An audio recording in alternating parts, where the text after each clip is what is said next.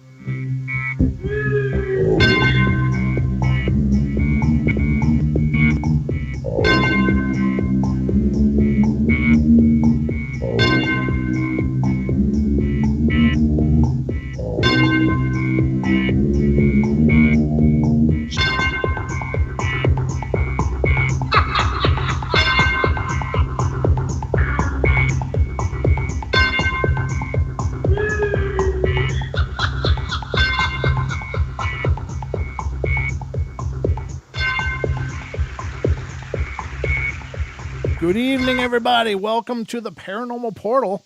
I'm your host, Brent Thomas. Hope you guys are doing great. Thank you so much for being here on this fine Friday evening as we enter the unknown world of the Paranormal Portal. Man, the weather is harsh. It got cold and rainy, like quick, boom. It's just been fall. I don't know how that works, but man, it's like someone hit this fall switch all of a sudden. It was summer and then pow, it's just been fall ever since. But I guess it had to happen sooner or later, so there's nothing my whining's going to do about it. But we are going for 2 hours tonight.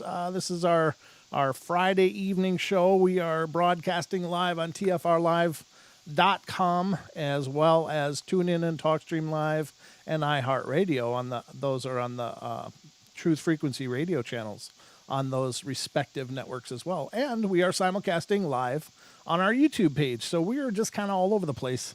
And it's a great honor to be here to bring you the show, and I hope you enjoy the ride. It's always a fascinating journey. I think I learn as much doing the show as anybody because, there's just so much to learn about all of this. It's just absolutely crazy. But if you want to be part of the show, if you want to be part of the discussion, and you have something paranormal of your very own that you'd like to share, I'd love to hear from you.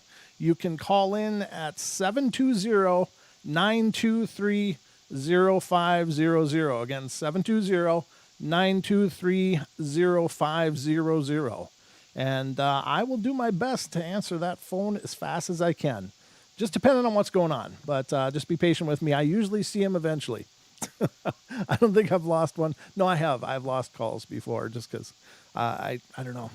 Sometimes I forget to widen my visual scope or range. So I get kind of tunnel vision sometimes. So I'm working on it, though. I'm trying to bring you the best shows I know how to do. And that's, of course, a relative concept. But I'm a work in progress. What can I say? But I got a bunch of cool stuff to go through with you tonight. A bunch of very, very wild and different stuff. And then in the second hour, we're going to get to an article about some people that claim that they've lived with Bigfoot. And there's some of these stories out there, and they are absolutely fascinating. I don't know, it seems like kind of a bizarre concept, right? Like some people are just living with Bigfoot, but we'll see what that is all about when we get to there. So that'll be in the second hour of the show, so stick around. If you're a Bigfoot fanatic, you'll probably like that. But right off the bat, I want to get into some news. There's always news. one of the first things I found that I wanted to go over with you guys today is oftentimes on the show I've mentioned, and many people have mentioned, this isn't an idea that is exclusive to me. God, I don't know, is that hiss kind of a bother, or is it all right? I should probably try to call in and see if I can de-hiss it. Let me see a second. I'm going to call the line. I don't know what it is, but it's only on these network nights that this happens. No. Okay, I'm just going to call in quick to our own phone line here and see. There I am. I'm calling. The phone line is working. That's always a good test, I guess. Let me see here. Hello. I don't know if it's working or not. But, yep, it's working. Yep, it's okay. Working. I didn't really help the hiss too much, but maybe a little bit. Every little bit counts.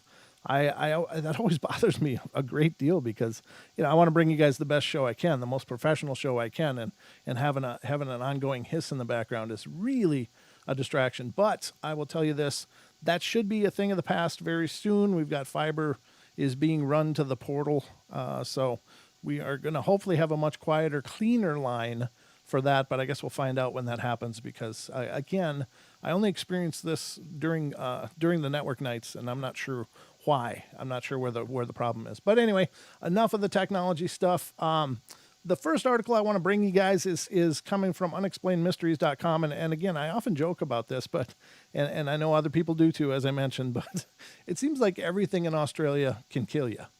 It's like everything can kill you. There's like gnats that can kill you, I'm sure. But I found this article absolutely fascinating because this is bizarre. It says, Australian tree stings with spider-like toxins. So there's a tree in Australia, ladies and gentlemen, that stings you, and it's like a spider toxin, for God's sakes. What in the hell is that? I don't even know. I don't even know what to do with that, but it's just absolutely bizarre. So I'm going to read about it now with you. And it says, scientists have been studying what gives the rather unusual gimpy tree such an excruciating sting. As if Australia wasn't home to enough poisonous critters, even some of its trees are capable of stinging you, thanks to fine hairs on their leaves that deliver a potent neurotoxin. Well, that's comforting. Jeez. One notable example, Dendrosnide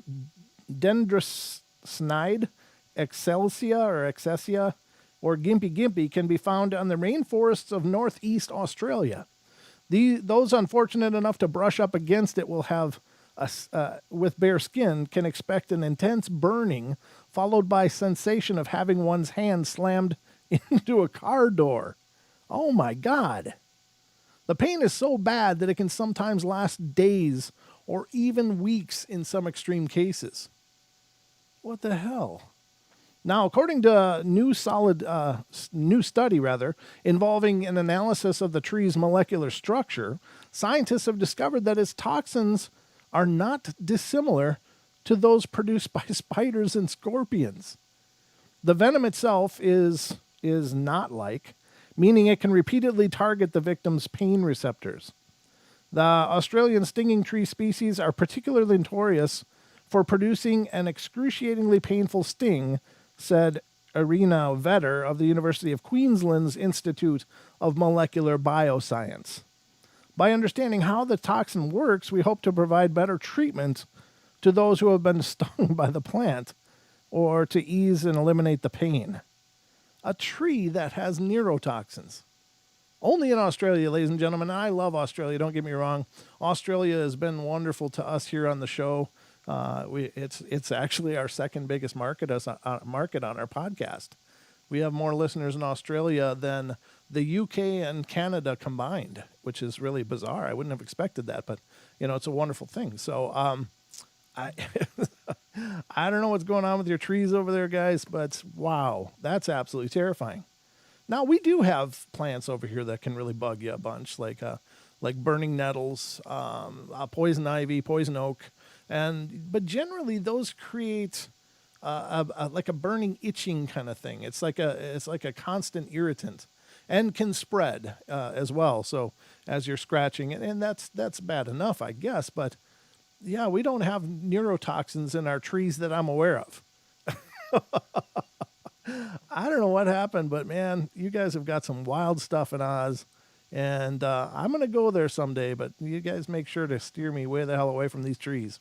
That is incredible. I've never even thought that something like that would be possible. But you know, it almost sounds like a predation kind of thing. So do they use this as a method of making things die on the roots to nourish the plant, or what? I mean, how would a plant develop neurotoxins, and for what reason? I'm thinking of the Venus flytrap, you know, that kind of a plant where it's like it triggers, it closes, and then it digests the fly or the insect or whatever over a period of time and uses those proteins to propagate, and to, you know, grow. But I gotta wonder, what is the purpose of these these neurotoxic hairs on the leaves if they're not some form of predation?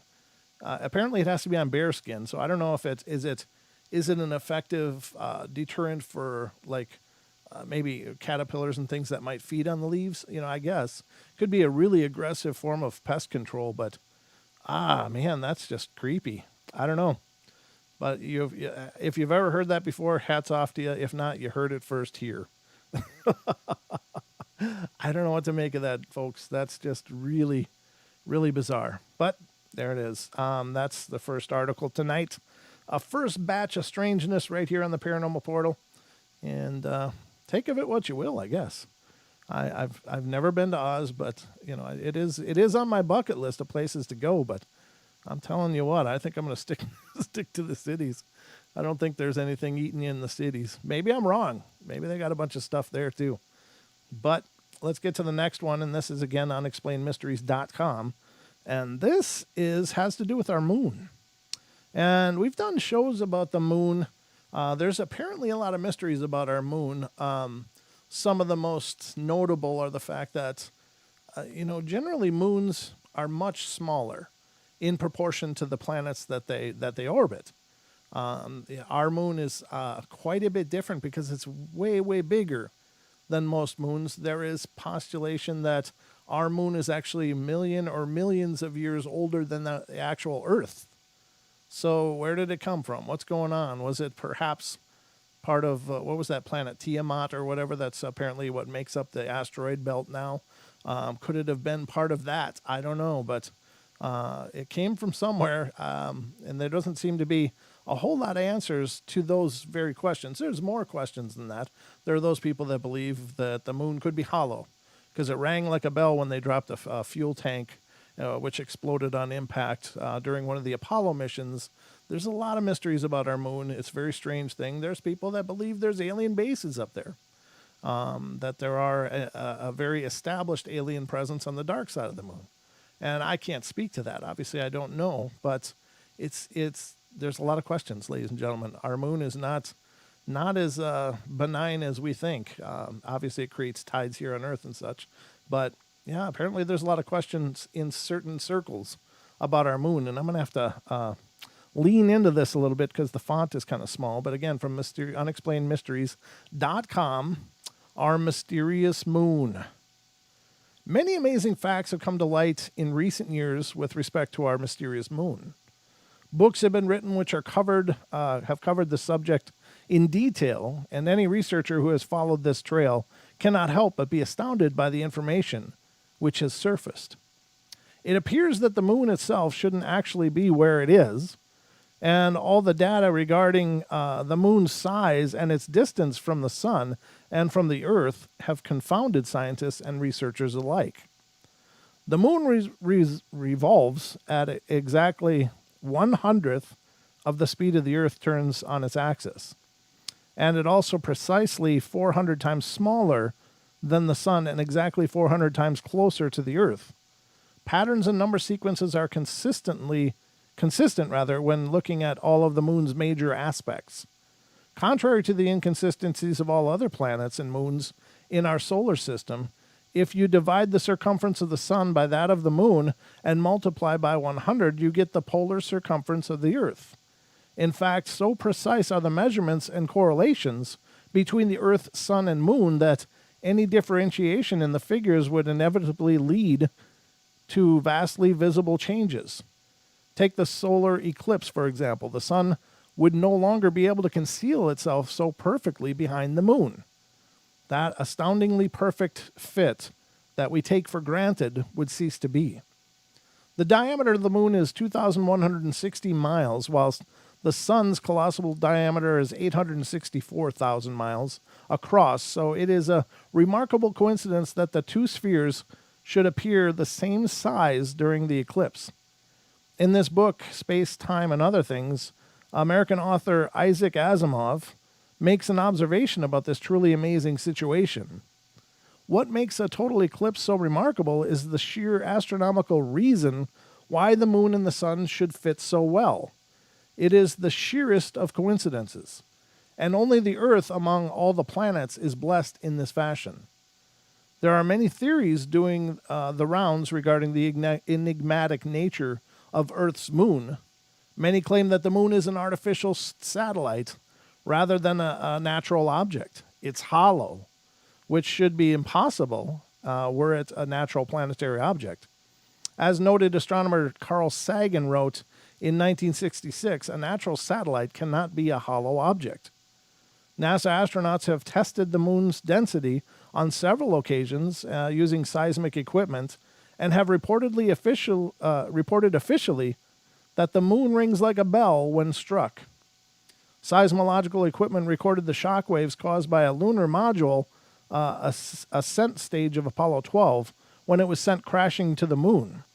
NASA scientists were dumbfounded by the results as the artificially created moonquake lasted for 55 minutes. Apollo 12 seismic records were not unique either, as the seismometers that they had set up also recorded the vibration caused by the impact of Apollo 13's ill-fated Saturn rocket booster 87 miles away. The impact was equivalent to 11 tons of TNT, and the entire moon reportedly vibrated for longer than 3 hours and 20 minutes, reaching a depth of 22 to 25 miles down. Apollo 14's SIVB was also sent crashing into the lunar surface by remote control, causing the shock waves, which were detected by instruments 108 miles away, to vibrate for over 3 hours. According to NASA science publication, the moon reacted like a gong. Wow. Interestingly, the probability that the moon was not actually a solid satellite was first realized and mentioned back in 1962, the year following JFK's man landing on the moon speech. It is noteworthy to consider the implications that the Apollo program was actually built on the knowledge that the moon, in all likelihood, must be an artificial construct. The date became available to them in 1962 to 1963, onwards, that the moon was not a natural satellite, and as Ingo Swann stated, it would also have been clear that the two Earthside superpowers fully expected to utilize the lunar cavities as opportunistic moon base habitation. This plan, however, seems not to have been fulfilled. One is forced to wonder why. The immediate reaction within scientific circles is that circles at the time, rather. The immediate reaction within scientific circles at the time was that the data, which suggested that the object to be hollow must be faulty. However, several studies which followed arrived at the same conclusions. Finally, in February 1962, Dr. Sean C. Solomon of MIT reported that the lunar orbiter experiments vastly improved our knowledge of the moon's gravitational field, indicating the frightening possibility that the moon might be hollow. So, if the moon is a hollow object, artificial construct, as facts lead us to understand, who built the moon? How did they get it in its present orbit, and why did they put it there? How is it that our moon remains stationary in Earth's orbit, never revealing the dark side to us? Such questions will certainly not be answered overnight, but the initial realization that our moon is not a natural object behaving naturally would raise a few eyebrows were it common public knowledge. This is quite a long article. We've got a lot to read. Asimov himself struggled to comprehend the implications of such a discovery when he wrote this on the subject in 1963. He said, "It is a shame that one small thing remains unaccounted for, one trifling thing I have ignored so far, but what in blazes is our moon doing way up out there? It's too far out to be a true satellite of the Earth. It's too big to have been captured by the Earth. The chances of such a capture being affected by, and the moon then having taken up a nearly circular orbit around the Earth are too small to make such an eventuality credible. But then, if the moon is neither a true satellite of the Earth nor a captured one, what is it?" And that's the craziness. I mean, as you guys are hearing this, I don't know how many of you had this knowledge or how many of you didn't, but I'm learning things as I'm reading it, and I'm just getting floored here. This is wild. I hadn't realized there was such a robust scientific debate about the origins of our moon. That is intense. An article theorizing on the origins of the moon was published by the Soviet journal Sputnik, entitled, "Is the Moon the Creation of Alien Intelligence?" The piece, written by Mikhail Vasin and Alexander something, I'm not even going to take a stab at that name, whatever that is. No offense to any Russian people out there. I just know I'm going to brutalize it, so I'll leave that alone. It's highlighted for those of you on YouTube if you want to give it a struggle. Suggested immense machines to hollow out a planet, spilling out the excess material onto the lunar surface. Once stabilized, the huge cavernous rock, which had been transformed into a giant craft with an inner shell like a hull of a boat and a protective hard outer shell, was pulled through the cosmos and finally placed with precision into its present position. This proposition, as fantastic and unlikely as it may seem, could offer us some understanding of why the moon rocks retrieved during Apollo missions have been scientifically dated as 5.3 billion years old, whilst the dust they were taken from has proved to be 1 billion years older than the rocks themselves. That's crazy. The proposition, as fantastic and unlikely as it may seem, could offer some understanding as to why the moon rocks retrieved during the Apollo missions. I just read this, didn't I? Yeah, I did. Sorry, I just reread the same.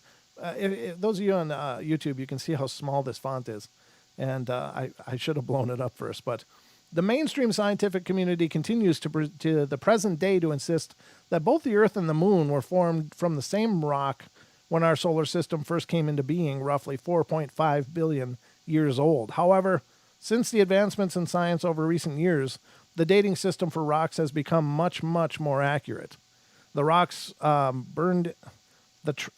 tracks burned into the rocks by cosmic rays can now be examined. Interestingly, the oldest rocks on Earth found so far only date back 3.5 billion years.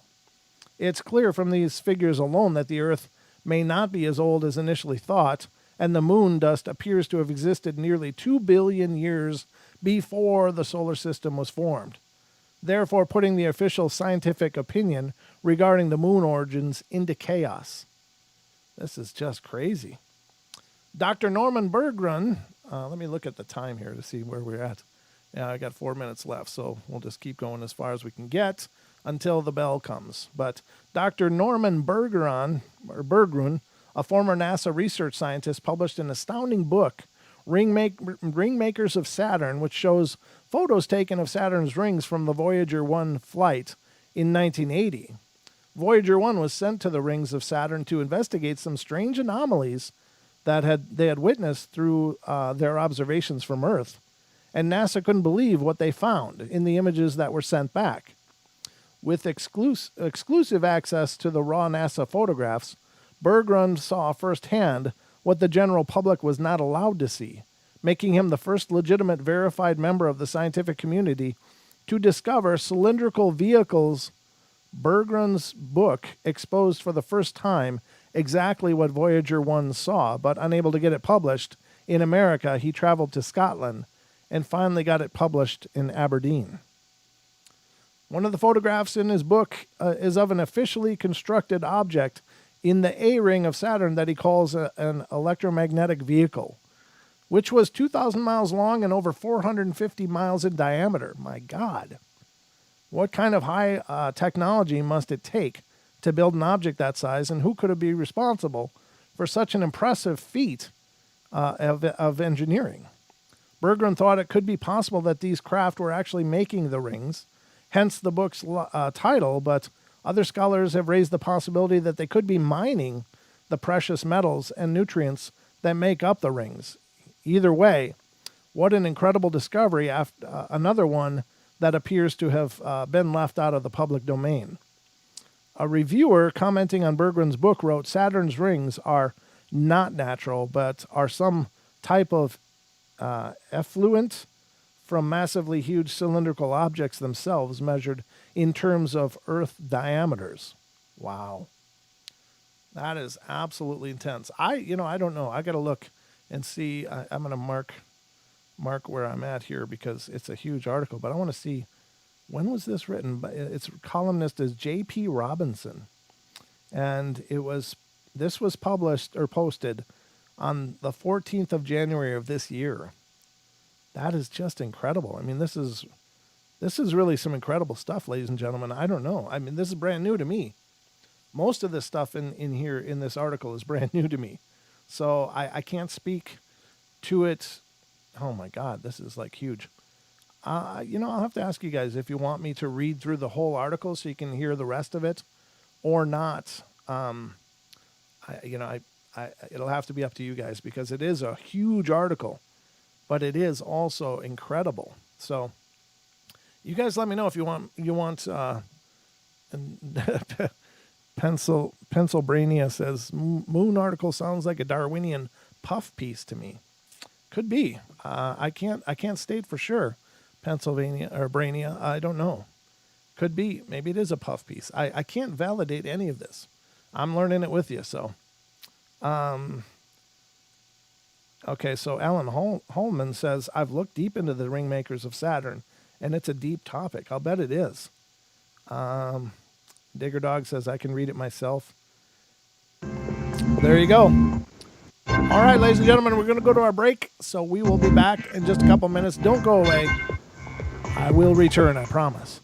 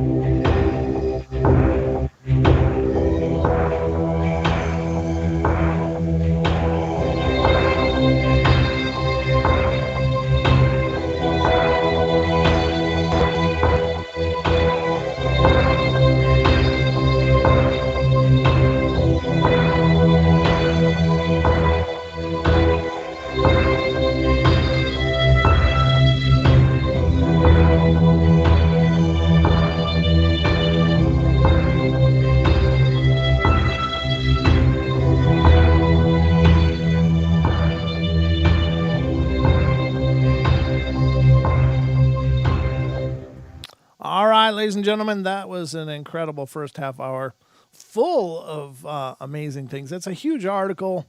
I read about half of it. There would be half more left to go, but I've pasted links in the YouTube chat for that article and in the TFR live chat. So if you're interested in following up with the rest of that article, please feel free. Again, I can't speak to all of the points that they're bringing. I can't even speak to pretty much any of it. I don't claim to be, astronomically informed in any measure. So I don't know. It's interesting. I've heard these arguments or versions of them. I've never heard the billions of years older than the Earth. I heard millions, but in any case, there's a lot to unpack with all of that, and it would take a long time, and probably by much more knowledgeable and informed people than myself. But at any rate, the articles are there for those of you that are interested in following up with the rest of it. There's just a lot. That's really bizarre. I'm seriously like, wow, did I just read that? Yes, we did. At least we read part of it. So we got another article here. This one, again, from unexplainedmysteries.com, unexplained-mysteries.com. And this one has to do with UFOs and deja vu. And this one is pretty long too, but not too bad. I think we can cruise through this okay. At least we'll hit the high points. I haven't run across such long articles on this site before, but there's a few of them I've hit. But let's get it on the screen for those of you that are on YouTube, and for those of you on TFR and other places listening. I will read it for you. All right, here it goes. UFOs and deja vu. When all is said and done, there is ample evidence that criteria are certain. Jesus, I'm going to blow this up before I just really brutalize the hell out of it. All right, it's getting bigger. There we go. Never mind, that didn't sound right either. Jeez. I'm on a tear tonight. I don't know what the hell's wrong with me. This show is so live and unscripted, folks. I have no idea what I'm going to say from 1 minute to the next. And sometimes I say things that I wish I could just grab out of the air and stuff back down my throat. But because somebody's going to make a soundbite out of that. You know it is. When all is said and done, there's ample evidence that certain aspects of the UFO phenomenon are largely repeatable. That they happen over and over again, making it a mixed cocktail of deja vu. It is a situation that is so bizarre yet prevalent that it deserves serious study. Such a study is now at hand, and it's an in-depth one that proves there are certain coincidental aspects of the phenomena that cannot be overlooked. Are UFOs just a matter of nuts and bolts ships from another galaxy? Travelers of the universe who accidentally stumbled onto Earth and decided to make a mysterious, secretive kind of contact with a small planet's inhabitants? Can we sum up the flying saucers as an invasion, continually poised to happen, but that never quite manifests itself in real world terms that no one can deny? Well, this may be a prevailing view for some who have never ventured to investigate the UFO phenomena more deeply than a smirking story on the evening news or a documentary on cable TV that focuses its efforts on providing scientific proof of an alien presence on Earth. Real believers often concede that such evidence still hasn't been obtained, but also point to the strangeness of witness testimony that, when taken at face value, paints a verbal picture more bizarre than any cluster of lights captured on a cell phone could possibly do. I would disagree. There are exotic materials that have been collected through different times and different incidences. But there was a show on TV, I think it was UFO Hunters, with Bill Burns on there, and they tested one piece of exotic materials at a university and such, and they did find elements in this piece.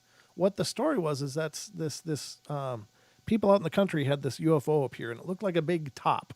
It looked like a spinning top, and it was not huge. It was rather smaller, about the size of a car, I guess, or thereabouts. But it was spinning around and around in the driveway, and the younger adult, which was the son, he and his dad lived there. I don't know about a mom, I don't recall, but the son saw it out there, and he went out there. He grabbed his shotgun and went out there, and this thing started spinning and spinning and spinning, and it was making all these lights and stuff. And so he leveled his shotgun and took a shot. I guess he was using a slug or something, but he ended up later, after the craft disappeared, flew up in the sky or whatever happened to it, I don't recall. But he later went in the driveway and found a chunk of material that hadn't been there before, and he figured maybe it was dislodged when he fired upon it. And so there's this weird, strange material that was metal, not extraordinarily heavy. It seemed metallic, but it was really unusual. So when the UFO Hunters team showed up, they gave them the material to have it checked. And apparently they found elements in this material that were not of our planet. So it's, there are some evidences that have been uncovered, turned in. Linda Moulton Howe apparently had some exotic materials as well, which she, for some reason or another, gave over to the Stars Academy, which then made a contract with the U.S. military to investigate this materials, which is just unbelievably bizarre. I don't know why they would have gone that route. They should have done it publicly and vocally, so that it was in the public realm. But they made an agreement with the military, which means, there may never, many discoveries of it may never see the light of day. But you'll have really tough planes and tanks. So that's just my 2 cents on that. So there is evidences that have been gathered. But anyway, continuing on. So it is that Timothy Green Beckley, the publisher and author and writer who heads Global Communications / Inner Light Books, has issued yet another lengthy tome on the paranormal and repeating aspects of the UFO phenomena. This one is called UFO Deja Vu, Skinwalkers, Shapeshifters, Alien Portals, and Vortexes to Other Dimensions. The title comes from the famous joke by Baseball Hall of Famer Yogi Berra, who once commented that back-to-back home runs by Mickey Mantle and Roger Maris in the 1960s were like experiencing deja vu all over again. In less colorful lingo, Beckley writes, deja vu means that one has lived through a situation before. Whether it is in reference to walking down a street you have never walked down previously but are doing it again, or sighting a UFO in pretty much the same locale over and over and over, as though it is wedged in the same spot in space. In French, the words mean seen before. Meanwhile, the title's reference to alien portals and vortexes to other dimensions also focuses on things outside the realm of nuts and bolts ufology. There is something more decisively paranormal about UFOs, Beckley writes, that makes the topic much more complex and more difficult to prove. It circumvents normalcy, and so you must call the supernatural like it is, like it or not, rather. So to explain more about alien portals and vortexes, Beckley brings in his in-house psychic, Maria D'Andrea, who sees the portals and vortexes as part of her working routine. She says that we should simply simplify the two words to mean doorways. Shamans and psychics use vortexes and portals all the time, Maria writes. It's more or less how we get around. I didn't know that. I'm not sure what that means. Going through and exiting on the other side is our method for seeing what's going on with these other realms. Sometimes we visit portals of our own free will. Other times, they just open up without warning. That's the first time I've ever heard that claim. Once, while walking the mountains in Pennsylvania, Maria heard a sound she likened to a soft wind, and part of the landscape in front of her disappeared. Stars and planets became visible as if she was floating in space. As I looked, she writes, I saw what seemed to be 2 round discs flying erratically to some destination. I knew there were beings inside of these vessels, and I wanted to see more. As I walked towards the portal, I had a feeling of being stopped. It felt like I was trying to walk forward, but was only pushing into an etheric substance that felt like jello. And I wasn't going anywhere. It was really very frustrating. I automatically put up my psychic shields as a defense mechanism so that nothing could harm me. And as I looked on, I noticed the ships were changing colors as they rotated. I didn't hear any sounds emanating from them, nor did I see the beings inside, but I had an overwhelming feeling they were positive and meant no harm. I was lucky to have such a positive experience, Maria continues. Warning, not everyone does. As I was gazing at the setting before me and trying to gather more details about the ships and their occupants, the portal closed and I found myself back in the woods again. To this day, I wonder what sort of beings were in the craft, and I've opened doorways before and since, but couldn't get to the same place again. And I think sometimes the universe just messes with you, and they should have given me the proper coordinates, right? I don't know. Whether or not we have the right to be told just who we're dealing with and where they come from, Maria's story is an excellent example of the kind of case that UFOs Deja Vu is concerned with, namely UFO encounters with an undeniably paranormal element. Another writer in Beckley's stable is Diana Tessman, a longtime UFO investigator, abductee, channel, and author. Diane also explains the nature of the portals and vortices in her chapter. As a person dies, Diane writes, her spirit passes on through a portal which separates physical life from spirit life. The spirit life universe is much more exciting, diverse, peaceful, and beautiful than the physical world. The portal to this world manifests as the soul leaves the physical body. Some emerging spirits perceive this portal as a brilliant light, while others simply sail towards colorful cosmic fractals, nebulas, and magnificent scenes beyond description. There are other kind of portals, according to Diane, though, which both angel and demons travel from their own realms. These portals exist where you least expect them, in a manner similar to the aforementioned portal or physical life to spirit life portals. The angels and demons portals do not stay in a specific spot. Portals fluctuate and they manifest as needed by an entity. I don't know. This just kind of goes on, but they are talking about Whitley Strieber here, so let's see what they say about that. Beckley calls the writer named Brent Raynes, who has also written about the alien connection to the next world, perhaps the world that spiritualists have longed to call the Summerland, a paradise awaiting us when we shuffle off this mortal coil. Brent references Anne Strieber, the late wife of best-selling communion author Whitley Strieber. Anne wrote an article in which she describes how for years she and her husband had received large volumes of mail from readers who experienced a connection with the spirits of the dead along with the UFO visitors. She began to make a list of commonalities that she would come across in the hundreds of letters that came pouring in after the publication of the mega seller Communion. One letter writer spelled it out as they have something to do what we call death. Brent also writes that an Alabama ghost hunter he interviewed for his Alternative Perceptions newsletter remarked that he would not be surprised at all if it turned out that alien beings and ghosts use the same dimensions to travel between this world and theirs. This merging of experiences and beliefs that in the past were strictly kept with their respective and separate categories by those various disciplines, Brent writes, seems to gradually be catching on with some. Maybe change is in the air. Well, there's no question that there is a paranormal aspect to abductions. Many people report seeing these grays or other entities traveling through walls, through doors, taking them through solid objects as well during an abduction. And people talk about it feeling kind of like passing through jello.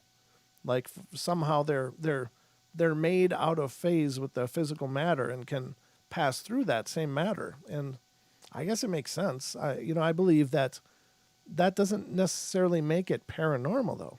It's just exploiting, the phase of matter versus being out of phase with it, in my opinion. And I don't know. I don't know if it's as supernatural as they are making it seem in this work. Maybe it is. Maybe it really is. I don't know. But it seems to me to be more of an exercise of understanding quantum physics and the true makeup of matter in our material universe.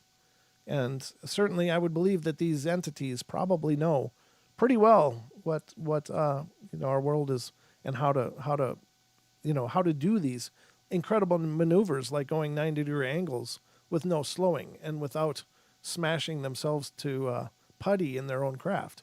So they must know how to, create a different resonance for them versus the outside world that we live in. And that can be why they walk through things. I don't know. It's just theory. It's just, me throwing ideas at it. But that seems to make sense to me more than, that ghosts and aliens use these interdimensional corridors.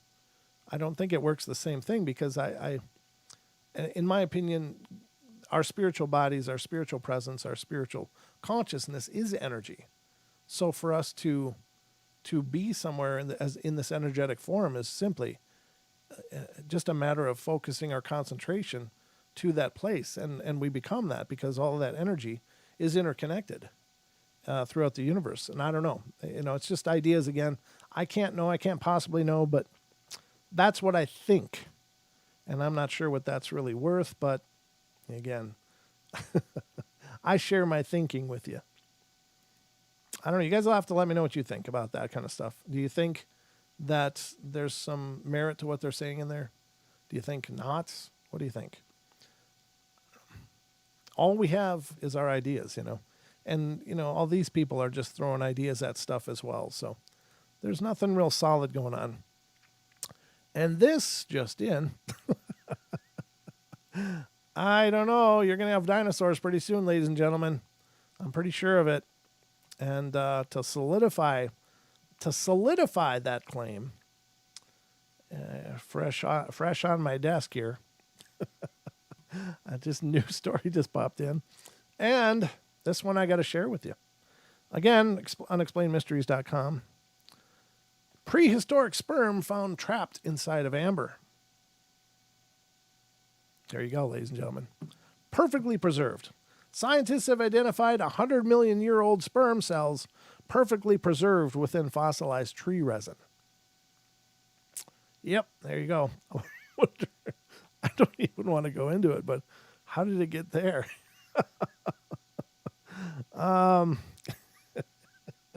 Sorry. I'm just, like I said, I'm punchy tonight.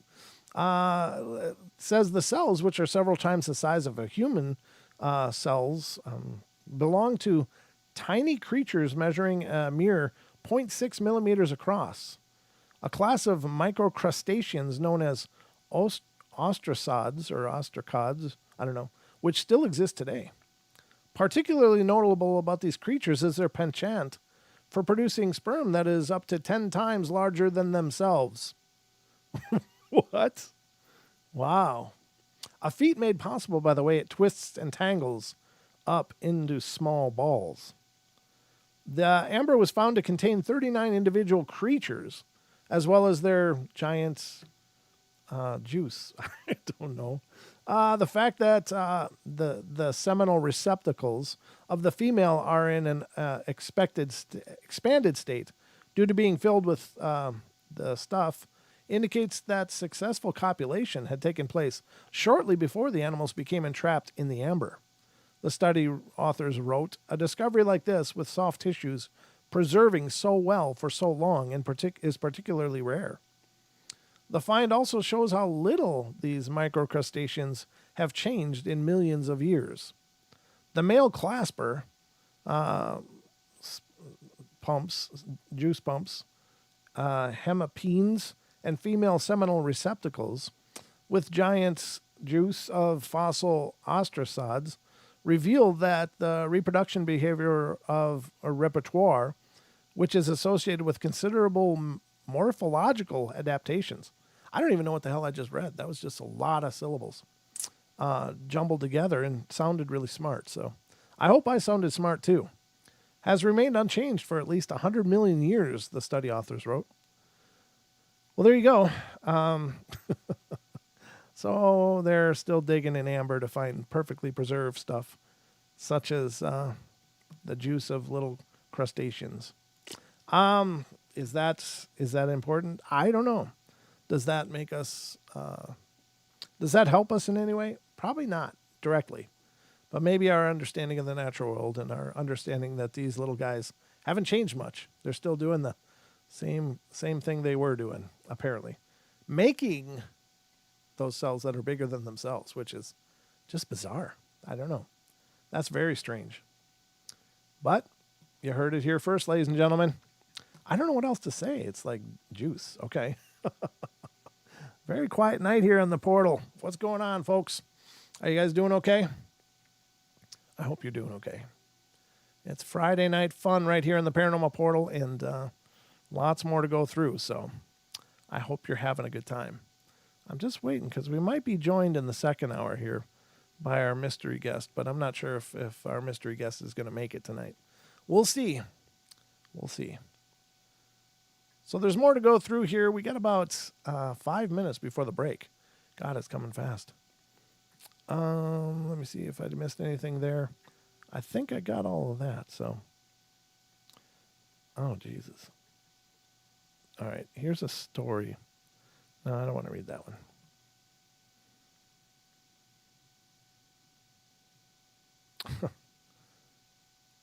This one's kind of wild. This you don't see too much of that. What the hell was that? Oh. Okay. Our guest will not be joining us in the second hour. So it'll just be me. You'll be putting up with me for one more hour. And I hope that's okay. I love being here with you, though, so it's just fine with me. Now, this is a weird article I found out of animalien.com, and it's talking about the trees. And I don't know if I understand it, so I'll be excited to read this one with you guys because it doesn't make sense to me, but it says the trees are going to be connected to the 5G network. Scientists intend to establish observation of the state of trees using special sensors connected to the 5G network. Oh, so it's just a matter of data collection. A research team from Germany decided to tackle the development of new ways to use 5G technology in the forestry. Currently, the assessment of the state of the forest is carried out in various ways, for example, by walking or observing from unmanned aerial vehicles. But according to scientists, the use of 5G in this case opens up much more opportunities. So I don't know. How do you guys feel about 5G and all of that? But I got to say, I'm certainly concerned about it because it sounds like the intensity of the 5G could be very detrimental to our long-term health and even short-term health for that matter, that it could affect our genetics. It could affect a lot of things. Now, I'm not an informed person about this. I've heard the arguments, and sure, anybody who hears this stuff is going to be concerned. I don't know. It sounds like from what I understand, it sounds like it's a much lower power kind of broadcast than the 4Gs and the 3Gs and stuff. But there's apparently an intensity to it that is really unhealthy. So I wonder what kind of testing is going into, hey, how do trees like 5G first? Are they going to be wiping out forests because they're pumping 5G in there to see how the trees are doing? And meanwhile, they're killing the trees with the 5G that they're trying to see how they're doing with? I don't know. That's the stuff that concerns me. And it's, again, there seems to be the old ethical debate. Should you? Are you sure it's good? Our technological advances are extraordinarily reckless, it seems. I know when 5G was first being discussed, they were doing press conferences about it, and I did catch this. And they're like, yeah, we're not even going to wait for the safety test, and we're going to just get on this. And it's like, oh my God, what a terrible idea. Why not wait for the safety testing? Why not wait to see what this is going to do? In terms of how does it affect people? What are the long-term ramifications of exposure to this different kind of, radiation, so to speak? And that's kind of a scary thing when they're rushing to development and deployment rather than spending time on safety studies and making sure that it's okay, that it's not going to harm whole communities and and damage us on a way that we can't come back from. I don't know. That's the kind of stuff that concerns me, but they're planning on measuring forests apparently with this. You can find out the condition of the root system or the quality of the ambient air. It also becomes possible to timely prevent forest fires. According to scientists, these sensors can also be useful in woodworking. What? When, for example, an automated cutting machine will coordinate its actions based on the received data on the state of the wood. Skeptics, in turn, say that there's no need to connect living things to the internet, since it's not even known, well, there you go, not even known whether 5G will have a good effect on the state of the trees. That would be my concern.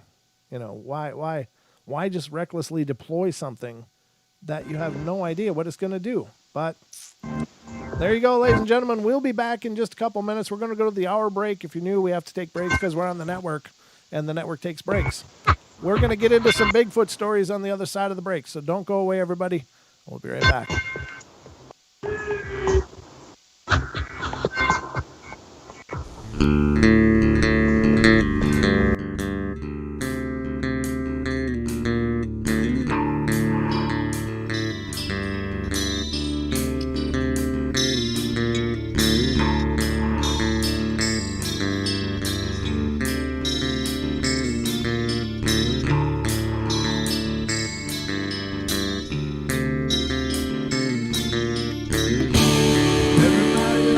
Play their games. Everybody loves to place their bets.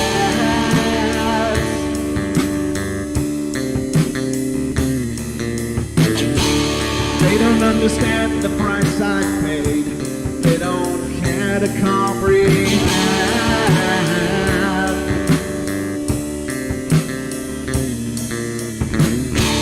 Trace their lines upon my body, dripping scars across my heart.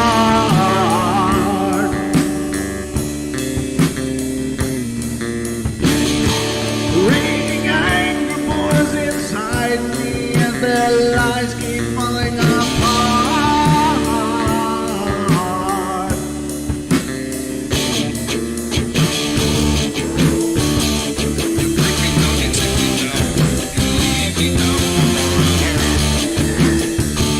Well, I'm not talking yet.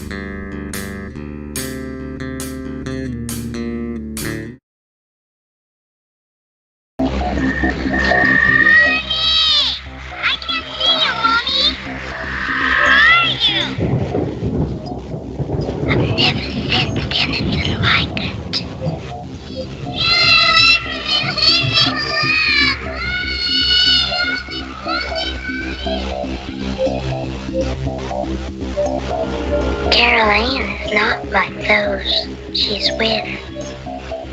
They're attracted to the one thing about her that is different from themselves. Her life force is very strong. It gives off its own illumination. It is a light that implies life and memory of love and home and earthly pleasures. Something they desperately desire, but can't have anymore. Right now, she's the closest thing to that. Poltergeists are usually associated with an individual. Hauntings seem to be connected with an area. A house, usually. Poltergeist disturbances are of fairly short duration, perhaps a couple of months. Hauntings can go on for years.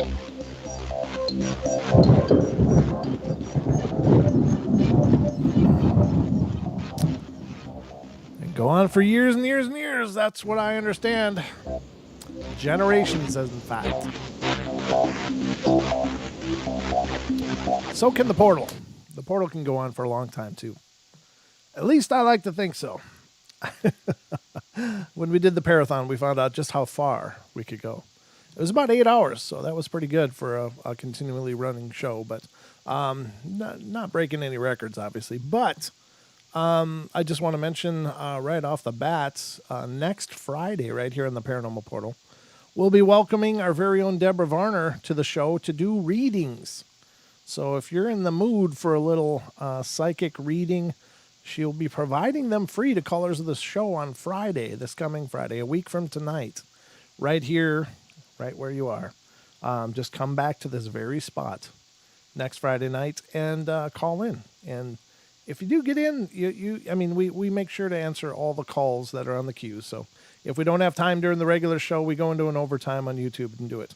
Now, following our show tonight and every Friday night is Paisley Wild with the Spaces Between. Should be coming up next. And she does a great show. And if you get a chance, check it out. There's Nubis's Tale. He stopped by to see how you're all doing. So they're doing good. They're doing good. Never mind. It's good. He's looking at me like, what? But anyway, that's what's coming up next. And then the Duke after Paisley. And he does the World Bigfoot Radio on TFR, iHeart, TuneIn, and TalkStream Live. So lots of fun on TFR tonight. And I forgot to say it at the lead into the show, but special thanks to Freaky Friday. All you guys, thanks. It's always a pleasure following you. You guys are amazing, just amazing. But we got a call here. We're going to have to get to this call and find out just what's going on. And this is area code 845. You're on the air. Mr. Brent Thomas, it's Carlton from the Pharmacy Seeds Network. Hey, brother. How you doing? I'm doing okay. How are you doing? I'm doing well, doing well. Kind of a quiet night, but still, I'll do the show even for 2 people. I don't care. So I know how it is, and I've been there with an audience of crickets myself before. So, so what's on your mind tonight, brother? Well, I wanted to call in a little bit about the 5G and the cell phone and frequency-related stuff. Titan or somebody, I think it was Titan, was asking me to elaborate, and it's an awful lot of typing to elaborate. So I can speak a little bit about the effects that microwave frequencies have on the human body, if you're interested. Absolutely, yeah. Fill us in. Love to hear about it. All right.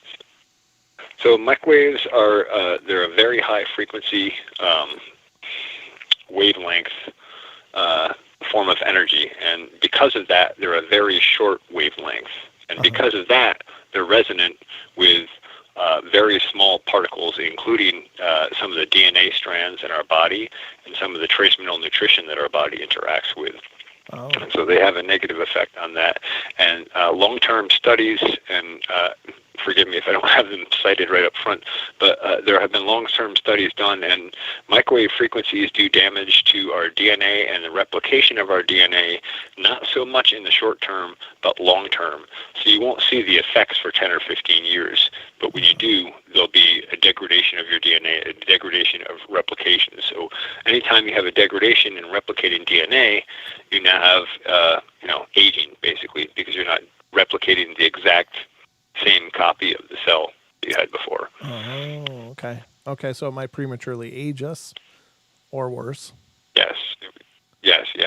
Also, along the lines of microwave frequency, they're a really interesting and strange set of frequencies. They've even done experiments where they could actually inject an audio signal onto a microwave frequency, point that microwave frequency at a person, and make that person hear that audio in their head from the resonant frequency that's generated on the brain from the microwave going through their skull and hitting their brain. That can't be good. So you could actually hear voices in your head from microwave frequencies. I've heard of that. I think that was some CIA stuff that they were experimenting with, and people have attributed to things like what is that, MK Ultra or whatever. Some of that stuff. Yeah. That's really creepy. That's really, really creepy. It's super creepy. That's the dark side of science. That's the dark side of all the science. Yeah. Makes you wonder. Yeah, well, I think all science has the potential to be misused. Oh, sure. But then I look at some of the things that are going on today, and I'm like, man, should we even be creating this stuff? Because there's a really good chance it's going to be misused. Right. Well, yeah. There's lots of Dr. Frankensteins out there.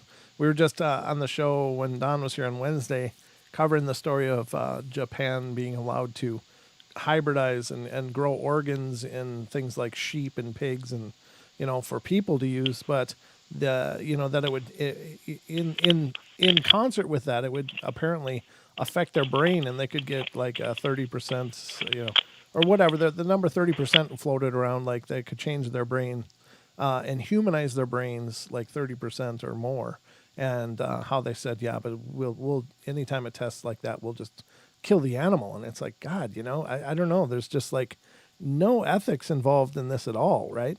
So I understand that growing an organ in a like say a pig, using the stem cells of the person, creating an absolute perfect match. That's a beautiful thing. That's a wonderful idea. But if at the end of that, hey, this pig's starting to do math, we better get it done with it. It's like, wait a minute, wow, what the hell, It kind of turns a different creepy corner then. So I don't know. Yeah. And the other side of it is are they really going to destroy them? Are they really? Yeah.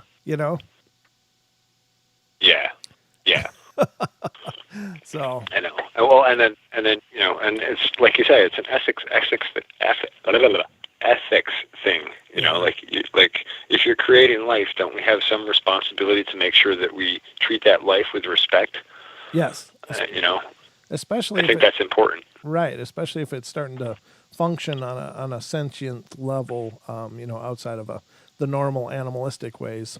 And I swear my dog Xena and many of the cats are very human-like. They're just really very profoundly deep. They're not these shallow little reactionary puffballs. They seem to have plenty of thinking going on and plenty of motivation, and that they seem to have almost human reactions many times. And so I don't know that they're already not capable of that, but once you start jacking up the brain power, shouldn't that be fostered then, and just, give them a chance to see what they can become? Because we're creating them, and at that point, I agree with you. We have like a responsibility, I would think, to then foster that and just see, and I guess if they become orcs or whatever, eventually then we hit the button and start over. I don't know. Right.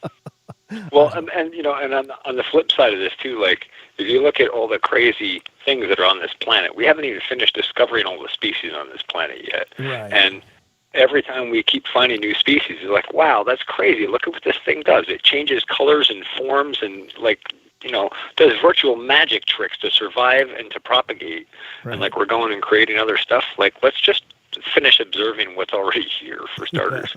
I saw somebody mention in the chat about the frequency of microwaves. So just as a reference, microwave frequencies are 300 megahertz to 300 gigahertz, and that is a huge range of frequencies along those lines. Ah, okay. So you mean like the old cordless phones, the 2.4 gigahertz? Those were using a microwave signal? Yes, and Wi-Fi routers at 2.4 and 5 gigahertz. That's all microwave range technology. And actually, I guess I should relate this. Sorry, I know you were going to say something else, but to relate like the 2.4 gigahertz routers, that kind of stuff, 2.4 gigahertz microwaves that are used in your kitchen for cooking are 2.495 megahertz or 2.495 gigahertz, which is 2,495 megahertz. And interestingly enough, you know what they work on? They use the resonant frequency of the water molecule, and that frequency makes those water molecules move really fast, and that's what generates the heat to heat the food. So that's why you have trouble reheating bread and stuff like that doesn't have a high water content. Yeah. Wow. Yeah, I know what it's like to stick your hand into a working microwave, and it's horribly painful. And it was there was this microwave I was using at this job I used to work at, and I just put like a deli sandwich in there, and I let it go, and it dinged, and it looked like it turned up, but the light was still on, but it wasn't like humming anymore. And I reached in there to grab my sandwich, and it was like like every cell in my hand just started screaming at me. It was like, and I pulled my hand out, and it did eventually shut off. I was like, oh my God, that thing was still engaged. It was still generating microwaves.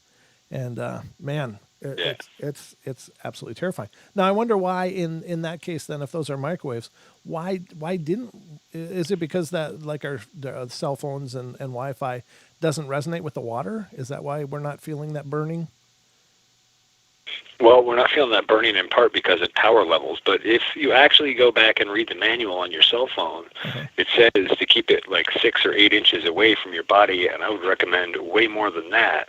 But most people are putting their cell phone right up to their skin, and they've done some thermal imaging testing on that, and you can actually see quite a bit of heating in the flesh right near the cell phone. It's something to keep in mind. You might want to be using that speakerphone a little more and keeping your head away from that darn thing, because also people think that if they're in a service area where they have low service that they're safer. The reality is your cell phone is designed to scale transmission power output based on the signal that it's receiving from the tower. So when it's receiving a weak signal from the tower, it's going to scale power up so that it can reach the tower with the signal back. So there's a lot of complexities in that, but they're dangerous for human health for sure. And I think we'll see the results of that in the next 15 or 20 years. That'll, the science will be unable to stop looking at that or look the other way. Sure. Yep. Wow, that's incredible, dude. I really appreciate all the knowledge and all the information, because I mean, hell, most of us don't know this stuff. We hear the general warnings like, yeah, this is bad, but you're really putting it into context, and that helps a bunch, because most of us just like me, I'm famous for checking out headlines and then kind of moving on. So I appreciate the more refined information and the in-depth thoughts. Very glad to support and throw in some information. Brent, keep up the great show. Well, hello to everyone in chat. Now, before you go, be listening in the chat. Before you go, just take a moment and let people know when your show is on. Oh, yeah. My show on Truth Frequency Radio and the Pharmacy Seeds Network YouTube, that's FARMACY, as in Let Food Be Thy Medicine, is on Tuesday nights, 9 p.m. Pacific Time, Wednesday morning, 12 a.m. Eastern Time. And it's called Comrades and Farms, and that's both on Truth Frequency Radio and YouTube. And we talk about farming and gardening and plant health and ecology and building soil and homesteading and all kinds of technology related to that.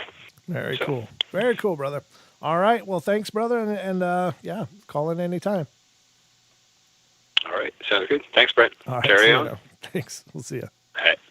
All right. That was That was our Pharmacy Seeds Network calling in. That's good.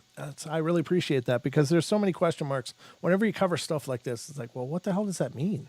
How is it bad? What does that mean? What's going on? And, I'll be the first to admit that, when I hear headlines like that, like 5G bad, and automatically I'm thinking, well, is it really that bad? I mean, is it really, because some people jump onto everything and they're like, no, that's bad. No, that's bad. Don't do that either. And maybe they're right. But, living in our modern world, a lot of times we're not given a choice. And so I appreciate that, to have a more robust information about what does it mean? It's bad. Why? Bad. How? What's going on? What is the mechanics of this? And, I guess the next thing to wonder is, how do you protect yourself from it other than, you can say, I'm not going to put 5G in my house, but if you live in a urban area, you're going to be getting it from either your stuff or from the stuff outside of your house, because the one thing about 5G is they're going to have towers everywhere because it doesn't go that far. So they got to have, many little taller towers or little broadcasters on like light poles and everything all around. So you're going to be inundated with it. And I guess what I'd like to see is some information on how do you protect against that? I mean, do you start ripping apart microwaves and taking that shielding out and make coats out of them, or what? I don't know. That's the kind of stuff I think about. I know there's some companies that make a fabric that's supposed to be RF that'll block radio frequencies, but I don't know if it's functional on as high as like a microwave frequency, as Carlton was talking about. So, but do your research, check into it. I don't know. I'm not trying to make people afraid. That's not the scope of the show, but it's certainly a concern. I mean, we've got a lot of people out there doing a lot of things, and the question always is, should they? I don't know. Is smart cars worth, breaking our DNA and making us prematurely age and probably develop tumors and stuff? I don't think so. I like driving personally, so I'm good with taking the wheel and getting her done, but I don't know. So now, ladies and gentlemen, I promised you in the second hour we were going to get into some Bigfoot stuff. Tinfoil hat, you'll be okay. Thank you, Julia. I think you're right. I got some tinfoil in the kitchen. That might be even my Halloween costume. I might just do the tinfoil hat. I always fancied wearing one anyway because, I'm sick of all the signals getting in my head. No, I'm just kidding. I don't currently have signals nor voices in my head other than my own, as far as I know. Let's get into the article having to do with Bigfoot, and this is courtesy of the ever-talented and amazing Brent Swanser, which I've been singing his praises for a while now. I really am a big fan of his work.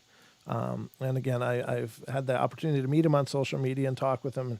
Just a phenomenal guy. And he publishes his work on mysteriousuniverse.org, so which is an amazing site in and of itself, and a great podcast too. I'll be the first to admit they do a hell of a job and some amazing shows. And I like to listen to them when I can. So, but this article was published on January 24th. Of 2019, and the title of the article is "Some Outlandish Real Cases of Bigfoot Living with the Humans." There you go, ladies and gentlemen. Bigfoot living with people. There's a lot of stories we've heard over the years of this kind of thing. I've heard many more personally, and you don't know what to think. I mean, it's possible. Of course, Kevin Lang talked about Glag on our show, and it was a incredibly compelling story. He was an incredibly compelling guy.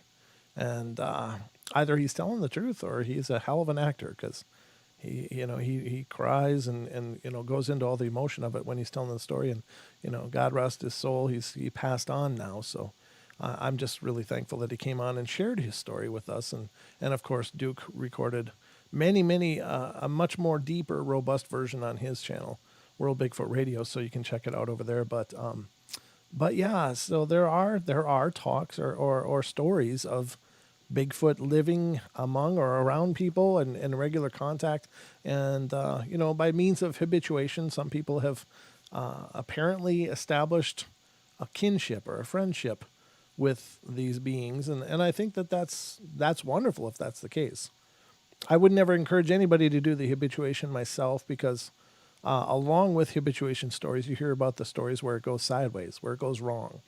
The one thing that I think is pretty consistently clear about these Bigfoot is they are about as diverse in their character as we are. I mean, there's some people that are wonderful, will bend over backwards to help you and give you the shirt off their back, and they really take a lot of pride and love in helping other people.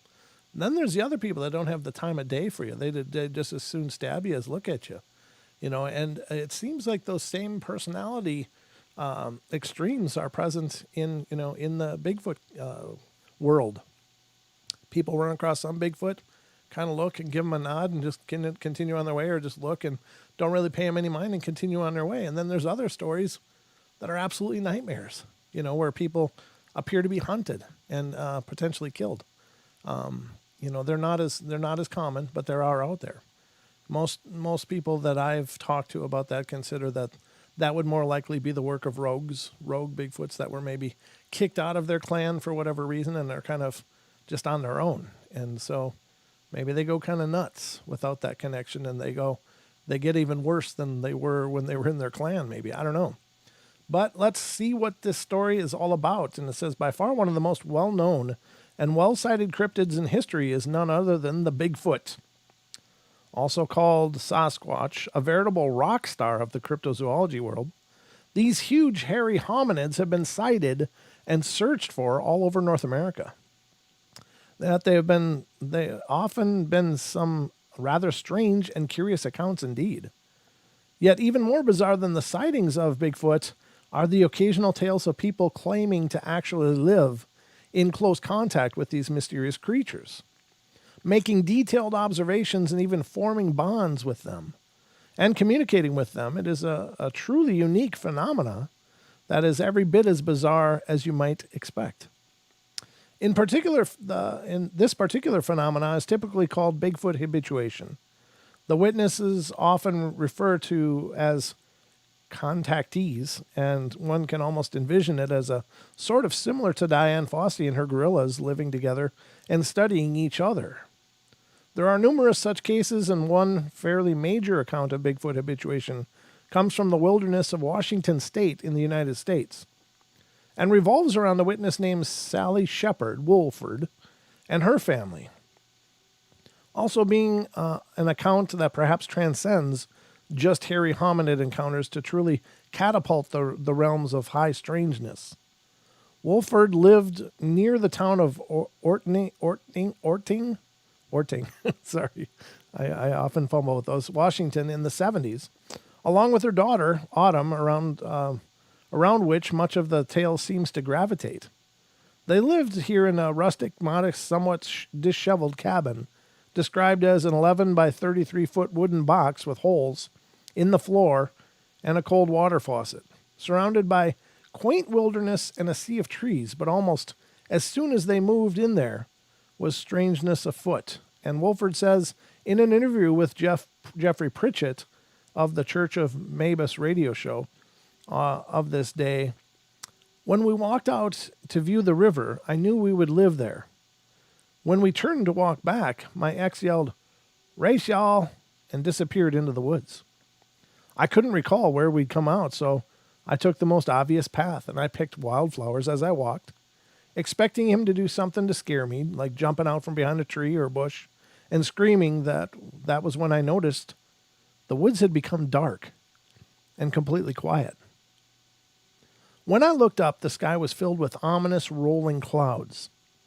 I shivered and realized I wasn't alone, and the presence I felt was not that of my husband.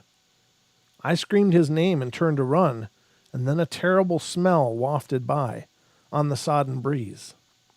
The woods erupted behind me, and I turned towards the sound of ripping foliage, and as I watched, something huge and hairy disappeared into the trees. Charged by waves of fear, I began running again, but I tripped over a root and landed in the wet sand.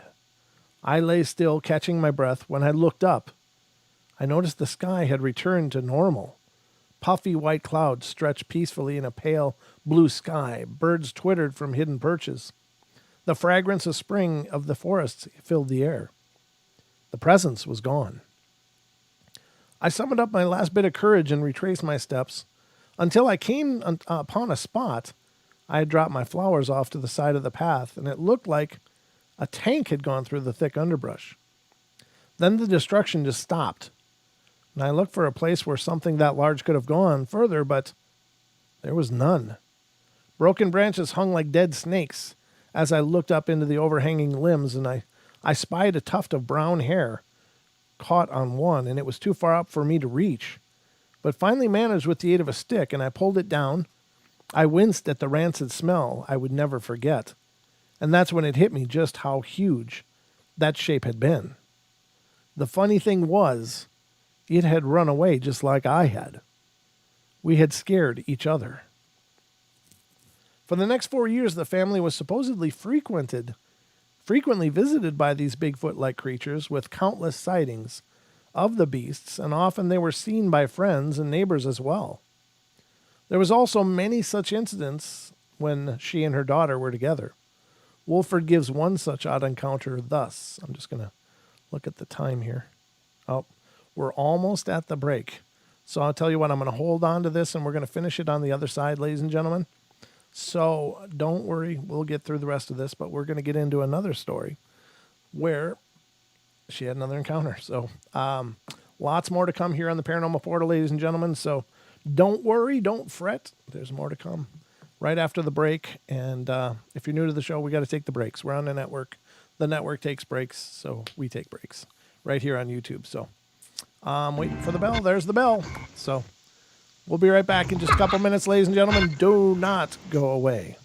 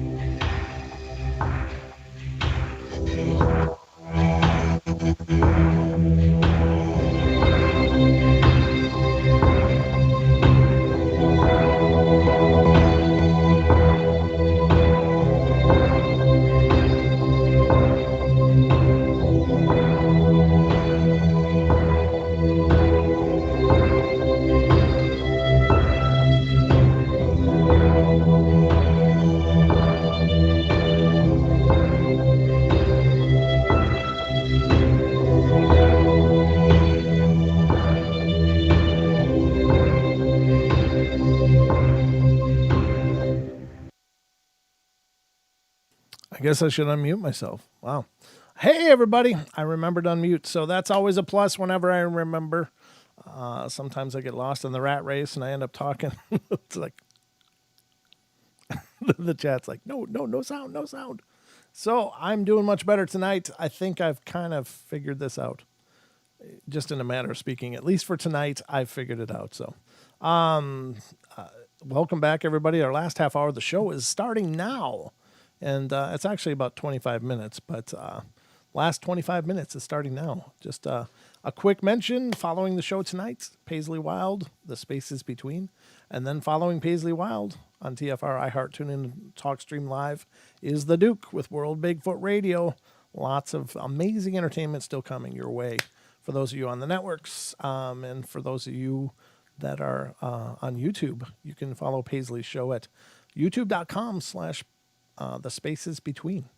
Those are ways to stay in touch. And, of course, The Duke, you can chat with The Duke during his show by going to tfrlive.com/chat and hang out with The Duke as the show goes on. So that's the updates.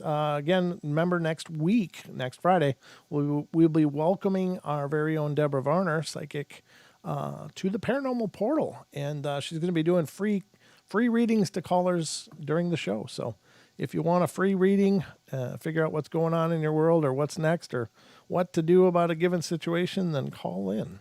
And we'll be happy to get you on the air and talking to Deb. So we are currently covering some Bigfoot stories. It sounds like Bigfoot habituation mostly, which is, not uncommon, but can sometimes have a real dark side if you can't keep up with it. Apparently, one side effect of habituating a Bigfoot is once you start, you can never stop. They apparently become very accustomed to getting their num-nums when they're supposed to get their num-nums. If they don't get their num-nums, they get mad, and they start breaking things. They are apparently incredibly, they go south incredibly quick with their temperament when food isn't there when they expect it to be. So apparently they have pretty expensive taste. They like to be catered to, and they don't understand why the food isn't there when it should be. So they've been known to, there's one story I remember reading where the guy had a farm and he was habituating Bigfoot. He didn't even realize he was habituating Bigfoot. He was just noticing that his molasses feed for the horses was disappearing real quick. So he moved it and locked it down and locked it down in a different area. And the Bigfoot, of course, came back. He actually wasn't at the farm at the time, but he said they must have come back and found that it wasn't there and that they couldn't get it. And so they proceeded to kill every one of his goats. He had like 30 goats. And they went through his field and snapped all the necks of the goats. They were just pissed, apparently. I don't know if it's true or not. I can't say. It's not my story, but it's one that I've heard. And there's many like that, though, when people could not continue the habituation. So I would recommend if you're going to start habituating, don't stop, because they don't take kindly to that at all. So we're in the Wolford story out of Washington State. And apparently this family for 4 years was visited by this family of Bigfoot-like creatures with a lot of sightings and such. And so there was many such incidents when she and her daughter were together. And Wolford gives one such odd encounter thus. We came around a bend in one of the trails behind our cabin, and standing in a dappled shade of the trees were an adult Sasquatch and his much smaller companion. I couldn't have moved if I'd wanted to. With my 3-year-old daughter by my side, I stood frozen in place until the adult broke eye contact. He cocked his head and looked down at the fur coat I was wearing as if to say, "What kind of animal are you?" At that point, my instincts kicked in, and I spoke softly when I told Autumn for her to turn around and walk, honey, don't run. And when she was safely out of sight, I turned and followed the two Sasquatch, and the two Sasquatches never moved. When we returned to our cabin, we crawled into bed. My husband was livid when he came home from work because there was no wood to burn. I told him we were sick because I had no other excuse for being in bed. I did not remember that meeting on the trail for over 20 years. What I remember most is the eyes. full of intelligence. They were about twice the size of my own, and no whites were visible. The color was brown, but they had greenish tint and were covered with the sort of convex lens like a cat. They were not the eyes of an animal. I had the feeling they looked deep into my soul. Much of this was intertwined with a great deal of other mysterious occurrences, such as a myriad of light anomalies that appeared in the forest. And Wolford says that often the Sasquatch that appear would have these orbs surrounding them or wreaths of tiny lights like fireflies orbiting their heads and shoulders. She says of one such encounter, one night I was looking out the kitchen window and saw the tall, dark form of a Sasquatch walking down the path towards the river. Surrounding his head and upper torso were tiny, twinkling white lights. When I tapped on the window, the lights went out, and someone had flipped off a switch, and he was swallowed in darkness. It's all very bizarre, and besides sightings of mystery lights and Bigfoot, there was also the unusual detail that in that Wolford claims that at the time she was also frequently visited by a spectral, elderly Native American gentleman whom she calls the Dreamwalker. This stranger would apparently take her on journeys into the past, guiding her through the history of the Bigfoot on the valley, showing her the early life of the native Chinook tribe and their beliefs and their way of life. She says of these journeys, for the most part, were quite disturbing, for they showed me the fate of both the natives and the Sasquatch as they were pushed further into the forest or violently disposed of. I was given hope for the future of Sasquatch in the form of Dreamwalker's last words to me: "Remember all I have shown you, and teach your young ones. I will not be here to remind you. Make sure the children believe in what they cannot touch or see. To one of you, a girl child has been born. She has the sunbeams in her hair. One day I will come to her as I have come to you. She too will learn the ways of our people and skookum." It did not occur to me at the time that he was describing my daughter, Autumn. As to who Dreamwalker is, I will answer you thus.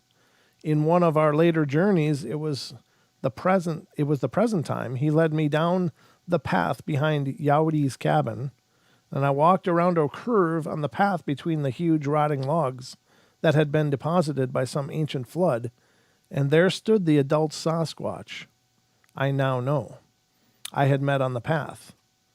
One minute he was there, and then the next, Dreamwalker stood in his place. That answered the question for me, but I'll leave it to others to decide for themselves. That's really interesting. So there's this paranormal aspect to this experience.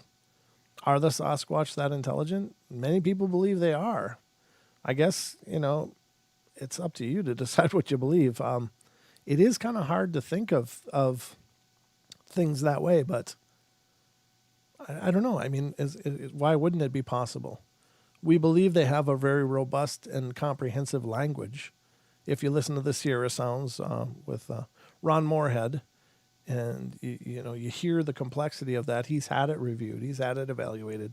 Many times it's been evaluated, and each time it is believed to be a very robust and complex language. It's not just, food, water, whatever. It is apparently full of different communicatives and formations that are much too complex to just be a rudimentary guttural kind of grunting and such. So if they have a comprehensive language, then that means they can share knowledge. And if they can share knowledge, that means they can grow and develop and one upon the other. And I think that knowledge is it's incumbent upon language to progress. And if they have a language, and perhaps they have a oral tradition, much like many native tribes have the oral traditions, that there's a wisdom holder or something, and maybe that is a very similar trait between them and us. I don't know. It's, again, I'm just speculating. I don't know.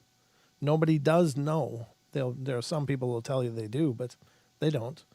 But it is possible. And I think the clue is in the robustness of the language. If it is indeed, if they are able to very distinctly convey ideas and thoughts, then that is the key, I think, for the gaining of knowledge. So, with so many incidents of utter strangeness surrounding them, one might think that Wolford might take Bigfoot to be some sort of spiritual entity or even an alien, but she seems to think that this is not necessarily the case, tending to believe that they are a form of prehistoric man, although she entertains other possibilities. Considering all of the other phenomena witnessed upon the land, Wolford was asked her opinion of whether the Bigfoot she had been seeing were related to the UFO phenomena, to which she answers, "I've thought long and hard on this question. I don't know that there's a connection, but I wouldn't rule it out. The fact that we experience both, along with many other anomalies during our time in the valley, would lead one to that conclusion, but the fact that so many strange things happened in one place could be caused by something else entirely. There are so many things that science seems to ignore or can't explain. I've looked into the possibility of a vortex in that area, or a junction of ley lines. Native Americans have looked at certain areas near Mount Rainier as sacred for centuries." Sally Shepard Wolford was written extensively on these unusual experiences in her book, Valley of the Skookum, 4 Years of Encounters with Bigfoot, if you want to know more. In another account, we have the story of Julie Scott, who lived also with her husband and 2 daughters in the Pacific Northwest, in the northeast corner of Washington State, and who recounts her numerous dealings with what she calls the forest people. As soon as they moved onto the property, Scott says that they were met with a wide range of inexplicable occurrences, such as noises, huge shadows darting about in the moonlight, feelings of being watched, and others, when it came to their attention, that this was a tribe of Bigfoot-like creatures circling their abode and even following them around from place to place. Composed of a predominant male, several females, juveniles, and infants. As to why this clan had congregated around them, Scott says, "I believe they can read people and know their intentions, so they most likely saw us for who we really are and that we would never harm them. They also seem to like females. 3 adult ones in our home and children, one small. 3 adult ones in our home and 3 children, 1 small. Granddaughter at the time, 1 small granddaughter at the time." Sorry, I didn't read the whole thing. 2 now. Territorial? I don't think so. We've had them on our property at 4 locations where we lived and now live. These Bigfoot would apparently try to communicate with them through a series of whoops, screams, grunts, growling, rock knocking, tree knocking, whistles, clapping, and others. And it was also said that they would often leave gifts for the family in the form of rocks, food, firewood, plants, feathers, sticks, and dead animals. This continuous contact would go on for a full 6 months, but Bigfoot researchers who descended upon the property were unable to get any good photographic evidence of the creatures or even get a good look at one of them. Of the possible nature of these creatures, it seems complicated, and the witness says, "I believe Bigfoot are flesh and blood creatures, but some can go in and out of dimensions. I say some because I believe they are different types of Bigfoot creatures, having different abilities. They are not all the same. Some can disappear, and I've seen one do that with my own eyes. I believe they are a wild type of humans, more human than animal, like an ape. And they have languages. Some of them which makes them human. Animals have vocalizations, but not languages. This alone shows them to be human." Scott has also written a book of her and her family's extensive Bigfoot experiences called Visits from the Forest People, an eyewitness report of extended encounters with Bigfoot.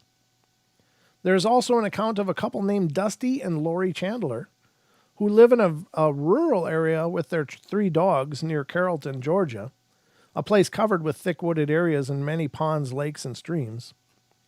The couple claims that for years their property has been visited by a family of Bigfoot, which they often leave food out and have even tried to communicate with. An interesting detail is that these creatures make beds of packed down brush and pine needles, as well as strange wooden structures reminiscent of teepees or lean-tos on the property, and they also often leave various items as gifts to the family on occasion. In fact, there's a place on the property they call the gift tree, onto which is placed a container where the couple will place food items, which the Bigfoot would take and leave various items in return, or conversely leave the container sprawled on the ground. Kay Monk, director of Georgia Bigfoot Society, investigated the secluded Chandler property on August of 2012 and concluded, from the numerous tree structures, footprints, bedding areas, and trails in the pine straw that I observed on the Chandler's property, it's evident that the Sasquatch are there. Also taken into account were the large number of footprints that I observed in the area, some of them fairly fresh, and I have photos of some of these things and will be placing them here on the GBS website as I have time to do so. It was undoubtedly only the shyness and prowess of the creatures that prevented me from seeing one. Okay, Nubis. Aye. The Chandlers had personally seen them on a number of occasions. There was no doubt in their minds that these creatures exist and are out there on their property in significant numbers. Another very intriguing report was given on the site Pack West Bigfoot by a witness calling himself Gerald, who claims that Bigfoot have been lurking around his home outside of the rugged rural town of Dunsmuir, California, for nearly a decade. According to the witness, just a month after he and his wife moved to the property, there was a strange activity in the vast, thick forest surrounding them in all directions. The first incident happened when the wife came to him in a panic, saying that she had seen something very big, tall, looming just past the fence line and seemingly intently studying the home. Gerald thought that it was either a trespasser or a bear and took to keeping a rifle handy at all times just in case. Then he would learn that this was neither of the above, of which he says, I got 8 minutes left, okay. I was out burning brush when I'd seen them. I noticed some deer track and some other older bear track and I'd seen before. But as I started walking over near the edge of the property, I noticed a few impressions and one partial but clear print of a very wide heel, and I could make out some toes barely. They were unmistakably human, well, what I thought was human, because of the heel and toes, and they were pretty large, but being a partial and it being so soft and wet soil, I thought maybe it was just bigger because of the weight pushing outward as whoever walked along the path in the rain. That same late afternoon, early evening, more like it, I was getting done and wrapping up the burning, and that is when I decided to take a look at the footprint again and the other impressions, and I ended up following them for about 30 to 40 feet or so into the woods. I looked up and realized how far I walked in and started looking around, and it was a few seconds before I noticed it, but not 50 yards away into the darker part of the trees, I noticed movement. Whatever it was swaying or just moving back and forth from behind a tree. It was just hard to see back there, and it was getting pretty dark, but I could still see a human shape or a silhouette of someone peeking out from behind a tree. I took a few more steps forward and then bang, that thing, and I knew that thing, and I knew that it could not be a person at the moment, shot right out and ran on what looked like all fours. But even on all fours, this thing seemed as tall as me, and it looked like after a second or two just stood up and ran like you and I. It disappeared just seconds after that, and I was left with a big fat question in my mind about what I just saw. And my heart racing and beating out of my chest, I turned and walked quickly but calmly back to the house. It soon turned out that there seemed to be more than one of these creatures, and they were frequently seen circling the property, always keeping beyond the fence and never fully coming out into the light. Some of these encounters were rather bizarre, to say the least. Such one day when two of them were out walking in the woods, when they heard what sounded like people chattering away in a foreign language neither of them could comprehend, which the witness would describe as low and raspy, and it sounded like some type of crazy and mangled language. On another occasion, they watched in awe as a Bigfoot stepped out of the woods, walked right into their yard, which was highly unusual for them, and left there on the ground a line of 3 golf ball-sized rocks for reasons unknown, but when Gerald suspects was some sort of bizarre gift or show of peace. Yeah, show of peace. Yeah. In the coming weeks, the creature made numerous appearances, and the couple took to leaving fruit out for them, noting that they did not seem to like oranges, always leaving them behind. For the most part, the creatures were shy and harmless, but not showing any signs of aggression, yet there was one occasion when he claims one of them made a frightening display, of which Gerald says, "One night when I was taking out the apples again, but this time I was met with a grunt, a growl, and a bluff charge, I believe. My wife was there, and she was always there, but stood back by the house, and ever since these things started coming around, she would not venture too far out during the evening or at night, and I don't blame her, neither did I for the most part. I was setting the apples down, and I heard the grunt, and then to the left of me, a growl.